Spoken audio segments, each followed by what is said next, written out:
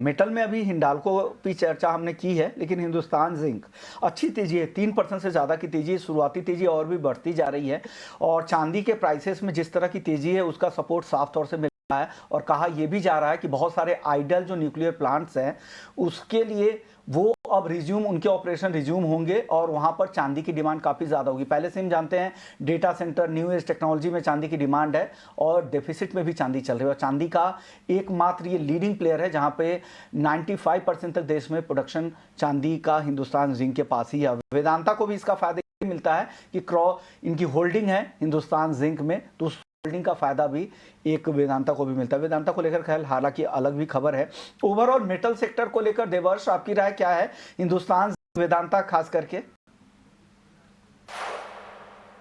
Overall metal sector पे हमारा view positive है। देखिए, चाइना में जो मेटल की प्राइसेस वो इन्फ्लुएंस होती है चाइना के पॉलिसी से, और वहां पे उन्होंने प्रोडक्शन कट किए हैं और इकोनॉमी को स्टिमुलेट किया है।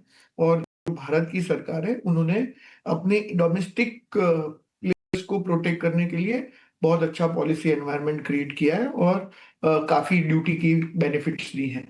डोमेस्टिक जो डिमांड है, इंफ्रास्ट्रक्चर डेवलपमेंट है, जो गवर्नमेंट के इनिशिएटिव्स हैं, वो जो स्टील प्लेयर्स हैं उनको फायदा कराते हैं। तो इसलिए स्टील में अभी देख रहे हैं कि ऑपरेशनल एफिशिएंसी और हाई प्रॉफिट मार्जिन मिल रहा है, अच्छे कैश फ्लोज हैं। दूसरी तरफ जो आपने बात की वो नॉन फेरस प्लेयर्स है, जैसे हिंडाल्को है, वेदांता, उनको तो काफी अच्छा डिमांड साइड से फायदा हो रहा है। एल्यूमिनियम कॉपर की काफी अच्छी डिमांड है, ईवी रिन्यूएबल जैसे सेक्टर्स के बारे में आपने बात की। और जो मेटल की प्राइसेस है ग्लोबली, कॉपर हो या एल्यूमिनियम की, वो भी काफी ऊपर है। और ग्लोबल सप्लाई चेन में भी काफी डिमांड है और सप्लाई इतना है नहीं। तो मुझे लगता है कि ये कंपनियों का जो लास्ट 2 क्वार्टर से काफी अच्छा परफॉर्मेंस आ रहा है और आगे भी अच्छा रहेगा। हमारा व्यू पॉजिटिव है। हमने टाटा स्टील, हिंडाल्को, हिंदुस्तान कॉपर, ये पे हमारा बुलिश व्यू है। हमने इस पे रिपोर्ट इश्यू की हुई है सेक्टर पे। ये आपकी टॉपिक यहाँ से निकल कर जिसपे बुलिश नजरिया आपकी तरफ से दिया गया है। चलिए लेकिन अब आगे बढ़ते हैं और शुरू कर लेते हैं ऑप्शंस के चैंपियन का।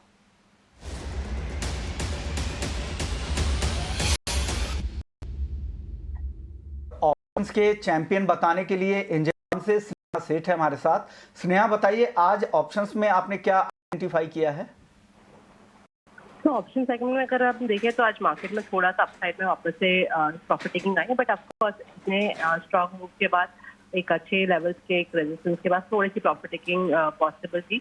बट ओवरऑल ये जो टिप्स आएंगे यहाँ से तो थोड़ा यूज करें उसे टू गो लॉन्ग। उसमें से अगर आप इंडिविजुअल काउंटर स्पेसिफिकली बात करें तो एक LNT ये काफी अच्छा मूव किया था, 20 एमआ के आसपास काउंटर में सपोर्ट किया और फिर से वहां से तेजी दिखने को मिली है। ऑप्शंस में भी हम देख रहे हैं कि ऊपर की सारी कॉल 4000 से लेके 4100 की कॉल्स में काफी अच्छी अनवाइंडिंग देखने को मिली है। तो मेरा मानना है यहाँ से तेजी एक्सटेंड हो सकती है। तो आई वुड सजेस्ट कि यहाँ पे करंट लेवल्स पे जो 4000 की कॉल है वो बाय करें। 53-54 के रेंज में से बाय करना है। स्टॉप लॉस 31 का रहेगा, टारगेट 94 के रहेंगे। As per the target and stop loss maximum involve है दैट विल बी अराउंड 4000 और प्रॉफिट पोटेंशियल 7000 तक का रहेगा। तो LNT के 4000 के स्ट्राइक की कॉल खरीदने की सलाह स्नेहा की तरफ से है। लेकिन यहाँ पे OI काफी ज्यादा कॉल साइड में दिख रहे हैं, क्या 4000 के ऊपर आसानी से टिक पाएगा LNT, स्नेहा? लग रहा है, बिकॉज आप देखिए 4000 के साइड पे हाईएस्ट ओपन इंटरेस्ट जरूर है, बट आज 500 कॉन्ट्रैक्ट की अनवाइंडिंग देखने को मिली है। और ऊपर के भी कॉल्स में अगर आप देखें तो 4100 के साइड में भी अनवाइंडिंग देखने को मिली है।